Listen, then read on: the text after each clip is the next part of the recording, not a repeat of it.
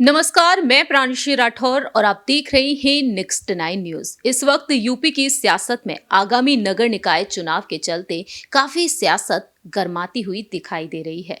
यहाँ पर Samajwadi party, Bahujan Samaj party, वहीं सुहेलदेव भारतीय समाज पार्टी चुनौतियां देने के लिए तैयार हो चुकी है। भारतीय जनता पार्टी इन दिनों काफी ज्यादा रणनीतियों में व्यस्त है और नगर निकाय चुनाव में जीत हासिल करने के लिए सभी पार्टियां पूरे ही दमखम से उतरती हुई नजर आ रही हैं और ऐसे में एक दूसरे पर निशाना भी साधती हुई देखी जा रही है। लेकिन इसी बीच नए नए समीकरण भी बन रहे हैं। ये नए समीकरण कुछ इस तरह से हैं कि यहाँ पर यही दावा किया जा रहा है कि कहीं ना कहीं किन्हीं दो दलों में यानी कि दो पार्टियों में गठबंधन हो सकता है या फिर यहाँ पर महागठबंधन भी देखने को मिल सकता है। जैसा कि हमने आपको बताया ही था कि जल्द ही भारत जोड़ो यात्रा यूपी में प्रवेश करेगी। जी हाँ, कांग्रेस के पूर्व अध्यक्ष राहुल गांधी 3 जनवरी के दिन भारत जोड़ो यात्रा के साथ यूपी राज्य में प्रवेश करेंगे और ऐसे में यहाँ पर आमंत्रण भी भेज दिया गया है तमाम दलों को। सपा प्रमुख अखिलेश यादव, बसपा सुप्रीमो मायावती,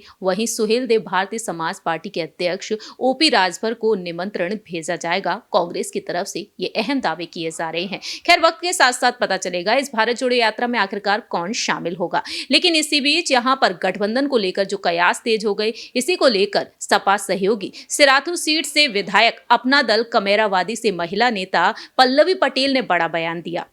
उन्होंने साफ तौर पर कह दिया कि मैं पूरा प्रयास करूंगी कि मेरे दोनों ही बड़े भाई एकजुट हो जाएं और इसको लेकर मैं जल्द ही प्रियंका गांधी वाड्रा से भी बातचीत करूंगी। लेकिन दूसरी ही तरफ यहां पर देखा जाए तो भारत जोड़ो यात्रा को लेकर उन्होंने कहा कि भारत जोड़ो यात्रा जिस तरीके से निकल रही है अलग अलग राज्यों में, इसका पूरा फायदा कांग्रेस को साल 2024 में मिलेगा। लेकिन इसी बीच पल्लवी पटेल ने एक और खुलासा कर दिया। पल्लवी पटेल ने यहाँ पर खुलासा किया, यहाँ पर सपा की तरफ से जो फोन कॉल उन्हें आया था उसको लेकर। दरअसल आपको बता दें कि पल्लवी पटेल ने यहां पर अपनी बात खुलकर रखी। उन्होंने यहां पर साफ तौर पर कहा कि मैनपुरी में चुनाव प्रचार के लिए उन्हें नहीं बुलाया गया। उसको लेकर जब सवाल पूछा गया तब उन्होंने कहा कि मुझे सपा की तरफ से कॉल आई थी, मैंने कहा था कि वहां जब मेरी आवश्यकता हो तब मुझे बुलाएं। शायद मेरी उनको आवश्यकता वहां पर नहीं लगी। मुझे लगता है कि जहां पर भी उन्हें मेरी आवश्यकता लगती है वे मुझे आगे की पंक्ति में रखते हैं। मुझे कभी कोई कष्ट नहीं रहा क्योंकि अखिलेश यादव ने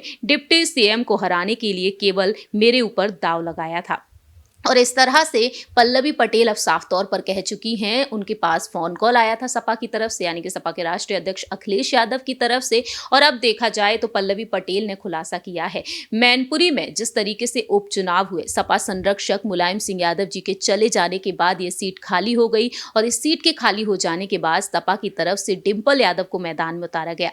डिंपल यादव ने 2,88,461 मतों के अंतर से बीजेपी के उम्मीदवार रघुराज सिंह शाक्य को दिया। लेकिन स्टार प्रचारक के तौर पर यादव कुनबे के कई सदस्य नजर आए। लेकिन पल्लवी पटेल को लेकर कयासों का दौर जारी था, लेकिन पल्लवी को नहीं उतारा गया, जिसको लेकर बार बार वह यही कहती हुई नजर आई कि जब उनके लिए संदेश आएगा, बुलावा आएगा तो वह जरूर जाएंगी, ऐसे वह नहीं जाने वाली है। और इस तरह से अब आकर पल्लवी ने खुलासा किया है। आपको बताते चले कि 5 दिसंबर के दिन मैनपुरी में उपचुनाव हुए थे, मतदान की प्रक्रिया हुई थी और 8 दिसंबर को नतीजे सामने आए थे। देखना यह होगा कि आखिरकार आगे चलकर भविष्य में नगर निकाय चुनाव के बीच पल्लवी पटेल के लिए सपा प्रमुख अखिलेश यादव और डिंपल यादव के क्या कुछ फैसले होंगे, क्योंकि डिंपल यादव सिराथू सीट के लिए पल्लवी को जीत दिलाने के लिए स्टार प्रचारक के तौर पर मैदान में उतरी थी। इस रिपोर्ट में इतना ही। बाकी की तमाम अपडेट्स के लिए आप देखते रहिए नेक्स्ट 9 न्यूज।